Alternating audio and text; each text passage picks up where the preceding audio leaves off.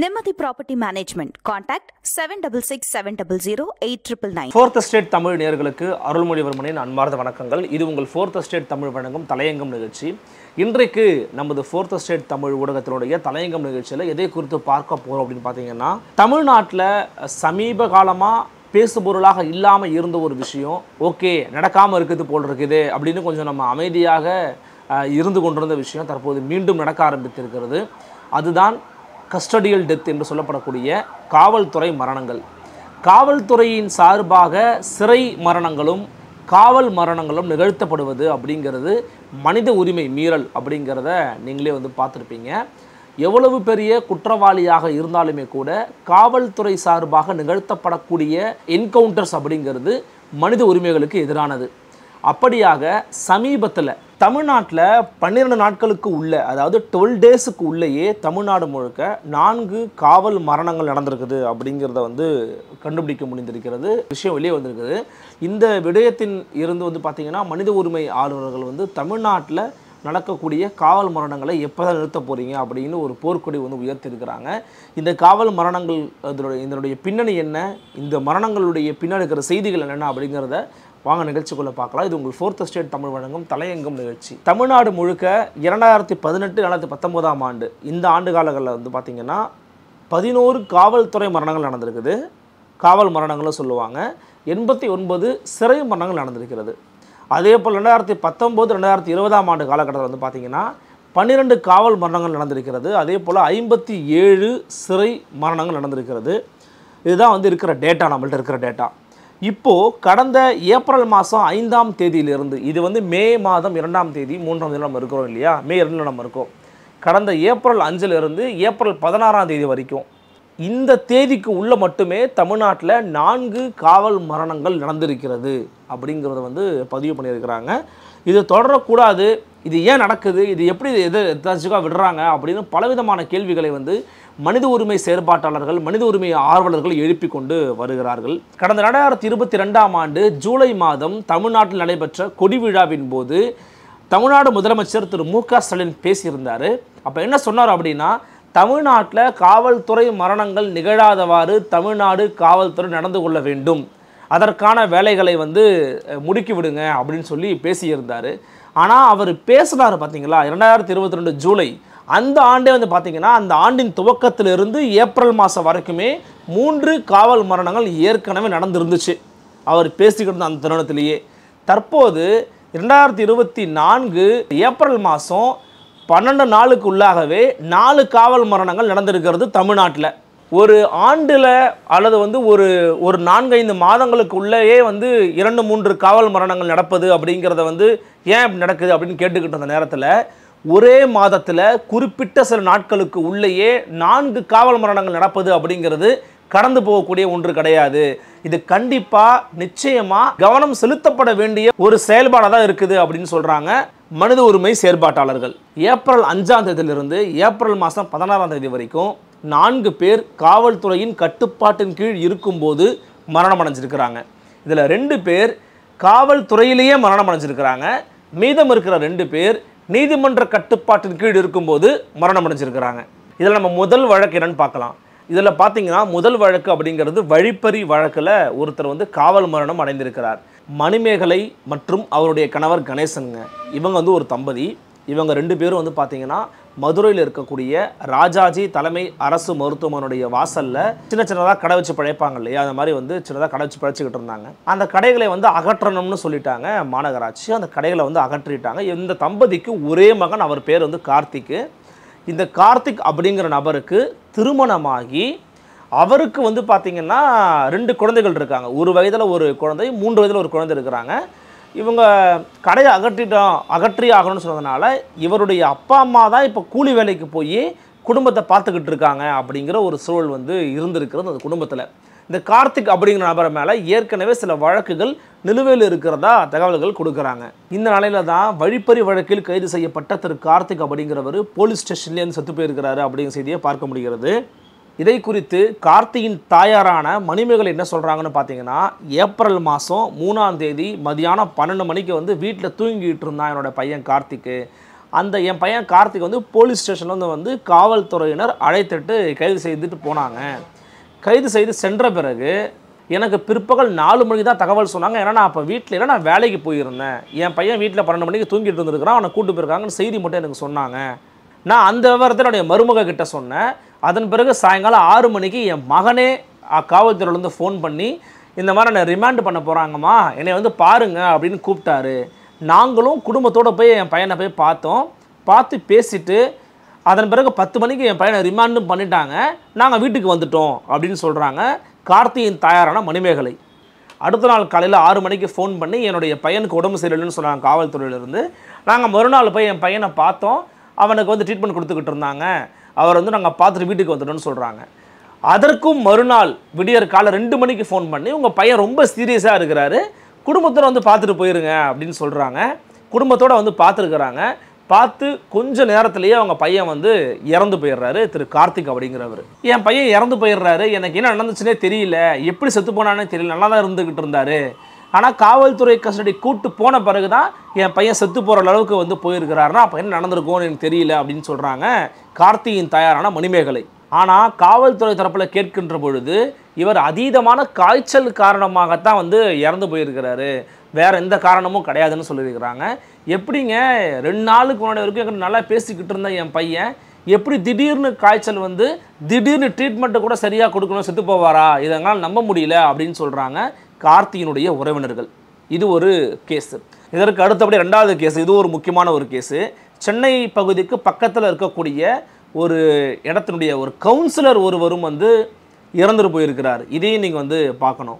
இந்த கேஸ் என்னன்னு பார்த்தீங்கன்னா, பாஜகவினுடைய பட்டியலணி பிரிவினுடைய மாநில பொருளாளராக இருந்த திரு சங்கர் அப்படிங்கிறவரை கடந்த ஆண்டு வந்து கொலை பண்ணியிருக்கிறாங்க. இந்த கொலை யார் பண்ணியிருக்கிறாங்கன்னு பார்த்தீங்கன்னா, ஸ்ரீபெரும்புதூர் கச்சிப்பட்டு பகுதியைச் சேர்ந்த கவுன்சிலரான 30 வயது சாந்தகுமார் அப்படிங்கிறவர் தான் வந்து கொலை பண்ணியிருக்கிறாரு. இவர் இந்த கொலை செய்த பிறகு வந்து பார்த்தீங்கன்னா இவரை 11 மாத காலம் சிறைவாசம் அனுபவித்த பிறகு தற்போது தான் நிபந்தனை ஜாமீனில் வந்து வெளியே வந்திருக்கிறார். 11 மாதம் கழிச்சா வெளியே வந்திருக்கிறார் அவர். இவர் வந்து தினசரி நசரத்பேட்டை போலீஸ் ஸ்டேஷனில் போய் கையெழுத்து போடணும் அப்படிங்கிறதுக்காகவே புட்லூரில் இருக்கக்கூடிய ஒரு திருமண மண்டபத்தை தங்கி வந்து கையெழுத்து போட்டு போயிருந்திருக்கிறார் இந்த சாந்தகுமார் அப்படிங்கிற நபர். இந்த நிலைமையில தான் கடந்த ஏப்ரல் மாதம் 13ஆம் தேதி செவ்வாய்ப்பேட்டையில் இந்த சாந்தகுமார் அப்படிங்கிற நபரோடு சேர்ந்து ஒரு 6 பேர் வந்து இருந்திருக்கிறாங்க. இவரையும் அந்த 6 பேரையும் சேர்த்து காவல்துறையினர் கைது பண்ணியிருக்கிறாங்க. செவ்வாய்ப்பேட்டையில் இருக்கக்கூடிய காவல் நிலையத்தில் விசாரணை பண்ணியிருக்கிறாங்க. அவங்க எதுக்காக கைது பண்ணியிருக்கிறாங்க அப்படிங்கிறத கேட்டு விசாரணை பண்ணிக்கிட்டு இருந்திருக்கிறாங்க. அந்த விசாரணையின் போது எனக்கு நெஞ்சு வலிக்குது, எனக்கு ரொம்ப செஸ்ட் பெயினாக இருக்குது அப்படின்னு சாந்தகுமார் கேட்டதாகவும், சாந்தகுமார் கேட்ட பிறகு அவர் அங்கேருந்து மருத்துவமனை கொண்டு போகிற வழியிலேயே சாந்தகுமார் மரணம் அடைந்துட்டாரு அப்படின்னு சொல்லியிருக்கிறாங்க காவல்துறையினர். ஆனால் இப்படியாக காவல்துறை பண்ணியிருக்கிறது அப்படிங்கிறது ஒரு திட்டமிட்ட படுகொலை தான். நாங்கள் வந்து என்னுடைய கணவரோட உடலை வாங்க மாட்டோம் அப்படின்னு சாந்தகுமாரோட மனைவி மற்றும் உறவினர்கள் 1 வார காலம் போராட்டம் நடத்தியிருக்கிறாங்க. என்னுடைய கணவருடைய சொந்த ஊரே வந்து பார்த்திங்கன்னா புட்லூர் தான். அவர் அந்த பகுதியில் அவருக்கு சொந்தமான நிலம் ஒன்று இருக்குது. அந்த நிலம் தொடர்பாக பேச்சுவார்த்தை நடத்துவதற்காக தான் அங்கே வந்து இருந்துக்கிட்டு இருந்தார். ஆனால் அவர் அங்கே அது தொடர்பாக பேசிக்கிட்டு இருக்கும்போது கைகளில் ஆயுதங்கள் வச்சுருந்தார் அப்படின்னு பொய்யாக ஒரு பொய்யை சொல்லி தான் வந்து காவல்துறையினர் என்னுடைய கணவரை வந்து மீண்டும் கைது பண்ணி கூட்டு போயிருக்கிறாங்க. ஆனால் கூட்டு போன பிறகு அவருக்கு உடம்பு சரியில்லாமல் இருந்ததாக வந்து சொல்கிறாங்க காவல்துறையினர். அன்றைக்கி சாயங்காலம் 4 மணிக்கு தான் நான் தகவலே சொல்கிறாங்க, இந்த மாதிரி உங்கள் கணவரை நாங்கள் கூட்டு வந்திருக்கிறோன்னு சொல்கிறாங்க.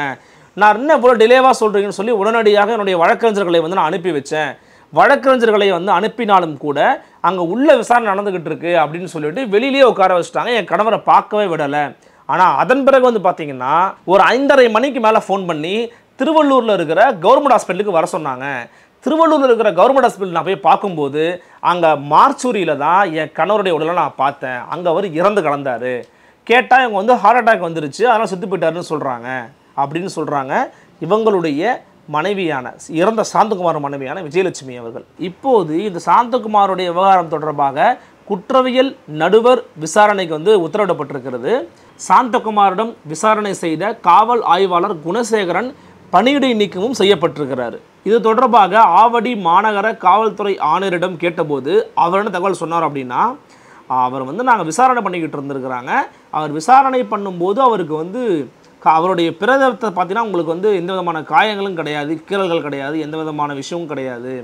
இருதய நாளங்களில் அவருக்கு வந்து அடைப்பு ஏற்பட்டிருக்குது. அது விசாரணையின் போது ஏற்பட்டதன் காரணமாக அவருக்கு வந்து ஹார்ட் அட்டாக் வந்து செத்து போயிருக்கலாம். இதுக்காக விசாரணையின் போது இருந்த அதிகாரி ஒருத்தர் நாங்கள் 12 நீக்கவும் பண்ணியிருக்கிறோம். இது வந்து அடுத்த கட்ட விசாரணைக்கு போயிருக்குது.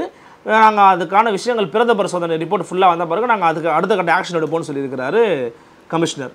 ஆனால் எப்படிங்க அவருக்கு ஒரு 30 வயசு தான் ஆகுது, 30 வயசு சேர்ந்த ஒருத்தருக்கு எப்படிங்க வந்து மாரடைப்பு வரும்னு கேட்டபோது, இல்லை இன்றைக்கி எல்லாருக்குமே சின்ன வயசுலேயே வருது இல்லையா, அதனால் நம்ம அதை பற்றி எதுவும் சொல்ல முடியாது, பிரேத பரிசோதனை ரிப்போர்ட் வரட்டும், அதுக்கப்புறமா பேசிக்கலாம் அப்படின்னு சொல்லியிருக்கிறாரு ஆவடி கமிஷனர். உயிரிழந்த சாந்தகுமாருக்கு ஒரு மனைவி மற்றும் 2 குழந்தைகள் இருக்கிறாங்க.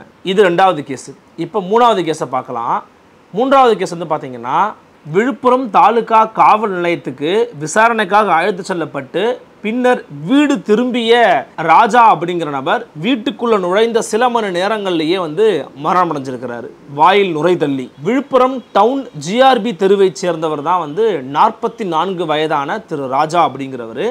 இவரை ஏப்ரல் மாதம் 9ஆம் தேதியிலேருந்து காணலை அப்படின்னு சொல்லி குடும்பத்தார் வந்து தேடிக்கிட்டு இருக்கும்போது ஏப்ரல் மாதம் 10ஆம் தேதி இவர் போலீஸ் ஸ்டேஷனில் கைது செய்யப்பட்டிருக்கிறாரு அப்படிங்கிற தகவல் வந்து இவங்களுக்கு கிடைக்குது. அதன் பிறகு தான் இவங்க குடும்பத்தோடு போய் அவரை போய் மீட் பண்ணுறாங்க. அப்படி மீட் பண்ண ட்ரை பண்ணும்போது அவங்களுக்கு அந்த அனுமதியை வந்து கொடுக்கல. அதன் பிறகு மறுநாள் காலையில் 11:30 மணிக்கு இவரே வந்து வீட்டுக்கு வந்துடுறாரு. அவங்க வந்து வீட்டுக்கே வந்து அனுப்பி விட்டுருக்குறாங்க. இவர் மேலே எதுக்காக கைது பண்ணி விசாரணை பண்ணோன்னு சொல்கிறாங்க அப்படின்னு பார்த்தீங்கன்னா, டாஸ்மாக்கு பக்கத்தில் இருக்கக்கூடிய ஒரு உணவகத்தில் வேலை பார்த்துக்கிட்டு இருந்த ராஜா அப்படிங்கிறவர் அங்கே கள்ளச்சந்தையில் மது விட்டுறது அப்படிங்கிற குற்றச்சாட்டு தொடர்பாக விசாரிக்க தான் நாங்கள் கூப்பிட்டுருக்குறோன்னு சொல்லியிருக்கிறாங்க காவல்துறை தரப்பில். வீட்டுக்கு வந்தார் இல்லையா 11:30 மணிக்கு ராஜா. அப்படி வீட்டுக்கு வந்த உடனேயே குடும்பத்தார்கிட்ட என்னை ரொம்ப மோசமாக ட்ரீட் பண்ணாங்க, என்னை ரொம்ப மோசமாக தாக்குனாங்க, என்னை மிக கடுமையாக அடித்தாங்க, அதன் காரணமாக என்னால் வந்து இயல்பாக இருக்கவே முடியல அப்படின்னு சொல்லி பேசிகிட்டே இருந்திருக்கிறாரு. பேசி கொஞ்ச நேரத்திலேயே வாயில் நுர தள்ளி அந்த வீட்டுக்குள்ளே நுழைஞ்ச சில மணி நேரம் செத்து போயிருக்கிறாரு திரு ராஜா அப்படிங்கிறவர். அங்கேயே செத்து போயிட்டார். ஆனால் அவங்க என்ன பண்ணியிருக்கிறாங்கன்னா, சரி இல்லை அவர் வந்து வேறு ஏதோ இஷ்யூஸ் தான் இருக்கும், மயக்கம் அடைச்சிக்கலான்னு சொல்லி மருத்துவமனை கூப்பிட்டு போகிறாங்க. மருத்துவமனை கூப்பிட்டு போய் அங்கே மருத்துவர் என்ன பண்ணாங்கன்னா உறுதிப்படுத்துகிறாங்க, அதை இல்லை அவர் வந்து இறந்துட்டாருங்க, அவர் இதுக்கு மேலே உயிர்ப்பிக்க முடியாதுன்னு சொல்லிட்டாங்க. இது 3வது கேஸு. 4வது கேஸ் வந்து பார்த்திங்கன்னா, அது வந்து பாளையங்கோட்டை சிறையில். பாளையங்கோட்டை சிறையில் வந்து பார்த்திங்கன்னா 60 வயது அவருக்கு வந்து ஒரு 60 வயது ஆகுது. அவரோட பேர் ஜெயக்குமார். அவர் வந்து விசாரணை கைதி தான். ஏப்ரல் மாதம் 15ஆம் தேதி வந்து அவருக்கு உடம்பு சரியில்லைன்னு சொல்லி ஹாஸ்பிட்டலில் போய் அட்மிட் பண்ணியிருக்கிறாங்க, பாளையங்கோட்டை கவர்மெண்ட் காலேஜ் ஹாஸ்பிட்டலில். அங்கே அவர் சேர்க்கப்பட்டு அவர் அங்கேயே வந்து உயிரிழந்து போயிடுறாரு. இப்போ பார்த்தீங்கன்னா இந்த விழுப்புரம் கேஸை மட்டும் விட்டுருங்க. விழுப்புரம் கேஸை மட்டும் நம்ம விட்டுட்டோம் அப்படின்னா மற்ற 3 சம்பவங்கள் தொடர்பாக மட்டுமே வந்து பார்த்திங்கன்னா குற்றவியல் நடைமுறை சட்டத்தின் பிரிவு 176/1 ஏவின் கீழே பதிவு செய்யப்பட்டிருக்குது வழக்குகள். இந்த 4 சம்பவங்கள்லையுமே தமிழ்நாடு அரசு இழப்பீடு அப்படின்னு எதுவுமே வந்து இப்போது வரைக்கும் அறிவிக்கலை. விழுப்புரத்தினுடைய ராஜாவின் மரணம் வந்து சந்தேக மரணமாக வந்து பதிவு பண்ணியிருக்கிறாங்க. இப்போ மறு பிரேத பரிசோதனைக்கு வந்து உத்தரவிட்டிருக்கிறாங்க. இந்த வழக்குகள் தொடர்பாக, இந்த விவகாரங்கள் தொடர்பாக மக்கள் கண்காணிப்பகத்தினுடைய ஒருங்கிணைப்பாளர் திரு ஹென்றி திபேன் என்ன சொல்கிறாருன்னு பார்த்தீங்கன்னா, இந்த வழக்குகளினுடைய புலன் விசாரணையை உடனடியாக சிபிசிஐடிக்கு வந்து மாற்றணும், அதாவது குற்ற புலனாய்வுத்துறைக்கு மாற்றணும் அப்படின்னு தமிழ்நாடு அரசு உத்தரவு போடுங்க அப்படின்னு ஒரு கோரிக்கை வச்சிருக்கிறார். அது மட்டும் இல்லாமல் இந்த மரணங்களில் தொடர்புடைய காவலர்கள் மீது துறை ரீதியான நடவடிக்கையை உடனடியாக எடுக்க வேண்டும் அப்படிங்கிற ஒரு கோரிக்கையை வந்து முன் வச்சிருக்கிறாரு. அது மட்டும் இல்லாமல் பாதிப்படைந்த குடும்பங்களுக்கு இழப்பீட்டு தொகையை அறிவிக்க வேண்டும், கொடுக்க வேண்டும் அப்படின்னு கேட்டிருக்கிறாரு. மேலும் இந்த வழக்குகள் தொடர்பாக எல்லா விதமான விவரங்களையும் வந்து பெற்று தேசிய மனித உரிமை ஆணையத்திடம் தமிழ்நாடு அரசு சார்பாக சமர்ப்பிக்க வேண்டும் அப்படிங்கிற ஒரு கோரிக்கை முன் வச்சிருக்கிறாரு ஹென்றி திபேன் அவர்கள். இது தொடர்பாக மேலும் என்ன சொல்லியிருக்கிறாருன்னு பார்த்தீங்கன்னா, காவல்துறைக்கென்று சில விதிமுறைகள் வந்து கொடுக்கப்பட்டிருக்கிறது, விசாரணை கைதிகளை வந்து எப்படி ஹேண்டில் பண்ணணும் அப்படின்னு சொல்லிட்டு.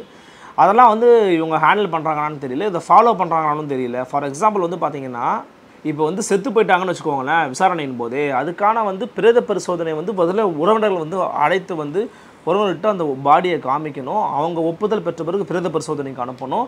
மாதிரி நிறைய ப்ரொசீஜர்ஸ் இருக்குது. இது போன்ற விஷயங்களை இவங்க ஃபாலோ பண்ணாங்கனாலே காவல்துறைக்கு ஆதரவான விஷயமாக தான் இது வந்து இருக்கும். ஆனால் அவங்க அதை ஃபாலோ பண்ணுறதில்ல அப்படிங்கிற விஷயத்தை சுட்டி காட்டுகிறார். இதே போலவே காவல்துறை அதிகாரிகள் என்ன சொல்கிறாங்கன்னு பார்த்தீங்கன்னா, இரவு நேரங்களில் வந்து காவல்துறைக்கு விசாரணை கைதிகளை வந்து அழைத்து வரக்கூடாது, அப்படி அழைத்ததான் வைத்திருக்கக்கூடாது. ஏன்னா இரவு நேரங்களில் ரொம்ப குறைவான ஆட்கள் தான் இருப்பாங்க. ஸோ மருத்துவ உதவி தேவைப்பட்டால் கூட அவங்களால வந்து கொடுக்க முடியாது, உடனடியாக அவங்களை காப்பாற்ற முடியாது.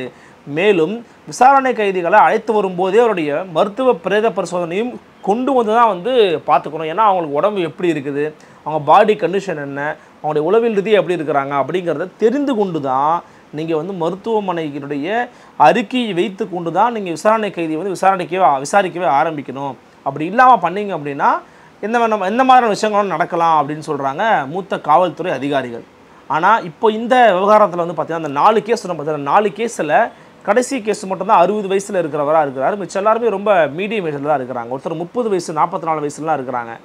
ஸோ இது வந்து ஒரு 12 டேஸில் ஒரு 4 டெத் நடந்திருக்குது அப்படின்னும் போது இதை வந்து ரொம்ப ஈஸியாக கடந்து போயிட முடியாது.